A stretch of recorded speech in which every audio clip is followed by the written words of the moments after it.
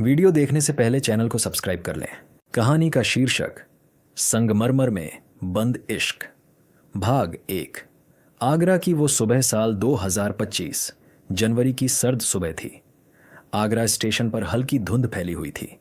Station से बाहर निकलते ही तांगे वालों की पुकार, चाय की खुशबू और सैलानियों की भीड़ किसी पुराने समय का आभास करा रही थी। इन्हीं में एक नव युवती थी, अनन्या, जो दिल्ली से आई थी। पेशे से इतिहास की प्रोफेसर, लेकिन दिल से एक जिज्ञासु खोजकर्ता। उसका सपना था ताजमहल को सिर्फ एक प्रेम की निशानी नहीं, बल्कि एक जीवित इतिहास की तरह समझना। इस बार मैं ताजमहल को किताबों से नहीं, दिल से पढ़ूंगी, उसने खुद से कहा। भाग 2, रहस्य की पहली झलक। ताजमहल की पहली झलक ने अनन्या को जैसे जकड़ लिया। सफ़ेद संगमरमर, यमुना का किनारा और दूर तक फैला इतिहास। लेकिन तभी एक अजीब बात हुई।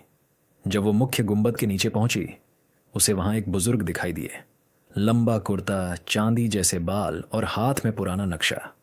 उन्होंने धीमे स्वर में कहा, क्या आप जानना चाहती हैं कि ताजमहल में शाहजहां ने क्या छुपाया था? अनन्या चौंकी। आप कौन हैं? मैं रहमान हूं। पीढ़ियों से इस स्मारक की देखभाल करता आया हूं।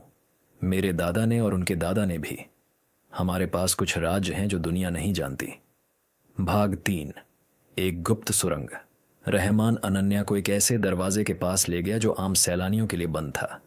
वहां एक पुराना लोहे का दरवाजा था जिस पर फारसी में कुछ लिखा था।